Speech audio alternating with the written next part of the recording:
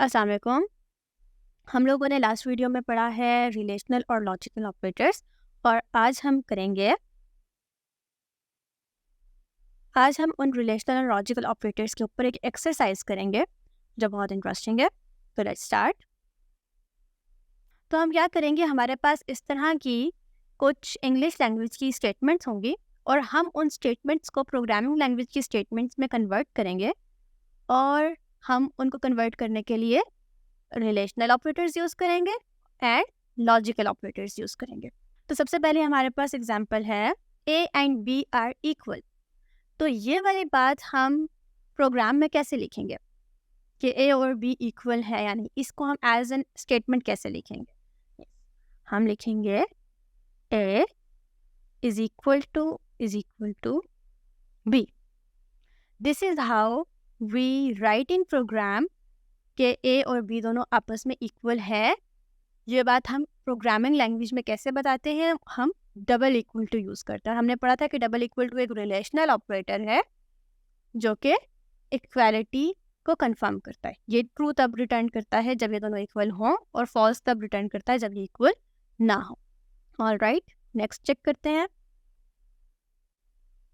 Next is A is an even number. या big English statement है कि A एक इवन नंबर है। ये वाली बात हम प्रोग्रामिंग में कैसे लिखेंगे? हमें पता है कि जो इवन नंबर होता है वो जब भी 2 से डिवाइड होगा तो वो हमेशा रिमाइंडर क्या देगा? 0। जब भी कोई भी इवन नंबर हो, 26 फॉर इंस्टेंस, अगर हम उसको 2 से डिवाइड करेंगे तो उसका रिमाइंडर हमेशा 0 आएगा। ऐसा ही है, और इसी लॉजिक को हमने यहाँ पर यूज़ किया है कि हमने ये कहा है कि उस जो भी A नंबर है उसको 2 से डिवाइड करो और मॉड्यूलस का ऑपरेटर, परसेंटेज का ऑपरेटर हमने अर्थमेटिक ऑपरेटर पढ़ा था, और वो क्या करता है? वो रिटर्न करता है रिमाइंडर। तो हम क्या कह रहे हैं? हम कह रहे हैं कि जो भी नंबर हमारे पास है उसको 2 से डिवाइड करो और उसका रिमाइंडर देखो। अगर तो वो रिमाइंडर 0 है कि इक्वल है तो वो एक इवन नंबर है। तो ये बात हम लोगों ने अपनी प्रोग्रामिंग लैंग्वेज में कैसे लिखी कि A is an even number? ऐसे कि हमने A को 2 के साथ डिवाइड करके उसका रिमाइंडर चेक किया और उसकी 0 के साथ इक्वालिटी चेक की। इस तरह से हमने देखा कि A is an even number और नॉट। ऑलराइट, नेक्स्ट स्टेटमेंट हमारे पास है कि B divides C and there is no reminder.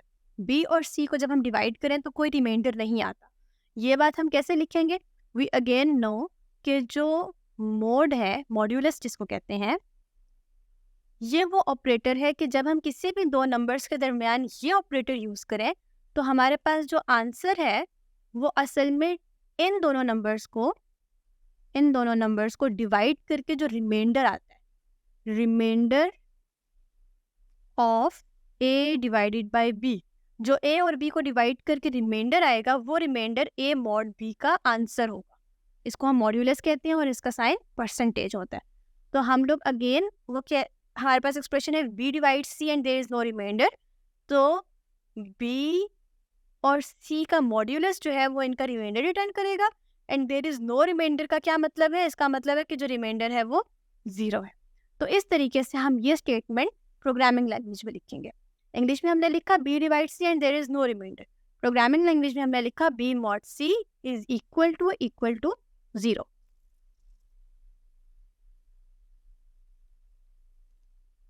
Next statement is C is greater than D। तो ये वाली बात हमने इंग्लिश में ऐसे लिखी है और इसको हम प्रोग्रामिंग लैंग्वेज में कैसे लिखेंगे? C is greater than D।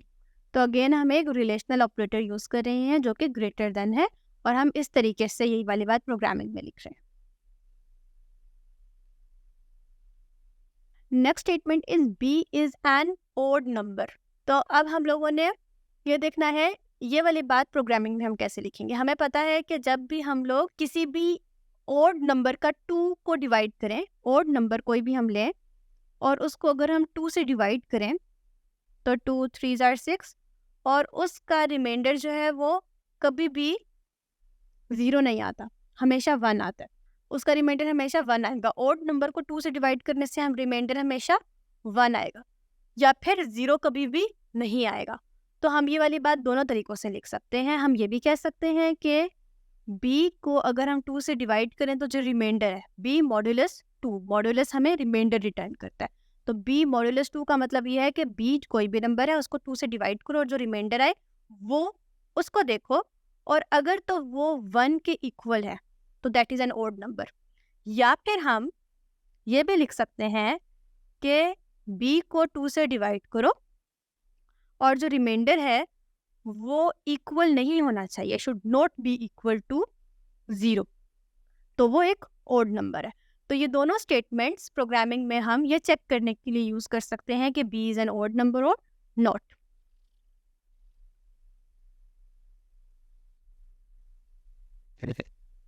अगले स्टेटमेंट हमारे पास है sum of a and b is less than c। तो हमने ये वाली बात प्रोग्रामिंग में कैसे लिखेंगे कि a और b का जो सम है वो c से छोटा है। तो फर्स्ट ऑफ ऑल हम प्रोग्रामिंग में एक अरिथमेटिक ऑपरेटर यूज़ करके a और b का सम लेंगे और पैरेंथेसिस के ज़रिए हम इस पूरे को प्रेसिडेंस देंगे कि पहले a और b का सम कैलकुलेट करो और जो नंबर आए फिर उसके बाद हम उसे कहेंगे कि उसको चेक करो, उसको लिखो कि that is less than c। तो लेस देन का sign and then there is c। तो इस तरीके से हम लिखेंगे प्रोग्रामिंग में कि a एंड b का सम इज लेस देन c।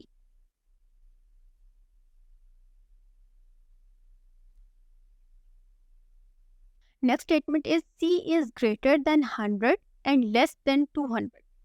तो ये वाली बात हम कैसे लिखेंगे प्रोग्रामिंग में कि c जो है वो 100 से बड़ा है और साथ में 200 से छोटा भी है।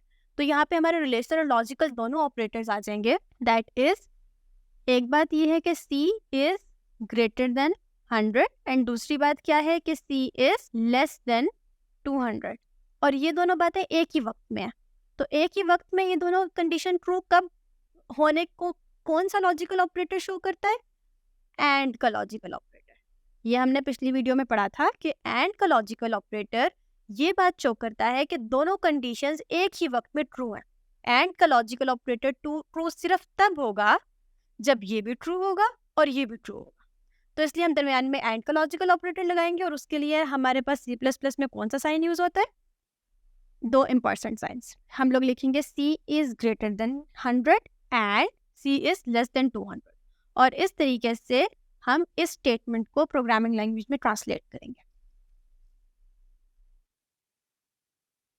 Next is c and d are negative numbers.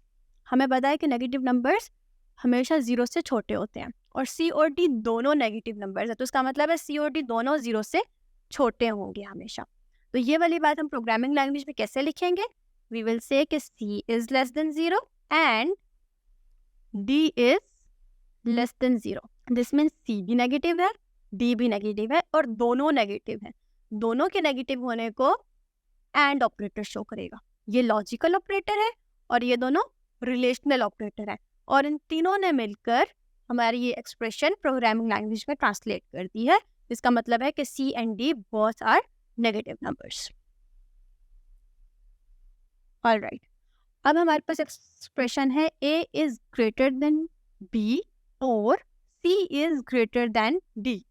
तो यहाँ पे हमारे पास और आ गया। और का मतलब ये है कि या तो a b से बड़ा है या फिर c d से बड़ा है। मतलब ये भी हो सकता है कि a b से बड़ा ना हो लेकिन c d से बड़ा हो, लेकिन ये भी हो सकता है कि दोनों a b से भी बड़ा हो और c d से भी बड़ा हो, और ये भी हो सकता है कि a b से बड़ा हो लेकिन c d से बड़ा ना हो। दोनों में से कोई एक भी हो सकता है। तो अब ये वाली बात हम लोग कैसे लिखेंगे प्रोग्रामिंग में? a is greater than b और के लिए हमारे पास जो लॉजिकल और है उसके लिए इस तरह के साइंस यूज होते हैं, ये लॉजिकल ऑपरेटर यूज होता है प्रोग्रामिंग लैंग्वेज में। और फिर उसके बाद हम लिखेंगे c is greater than d। तो c is greater than d।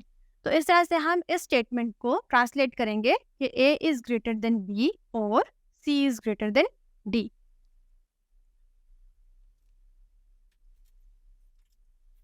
Last statement है a और b is even and c is odd. मतलब कि a या b इवन है और साथ में मतलब लॉजिकल एंड और ये कंपल्सरी है कि सी जो है वो ऑड है।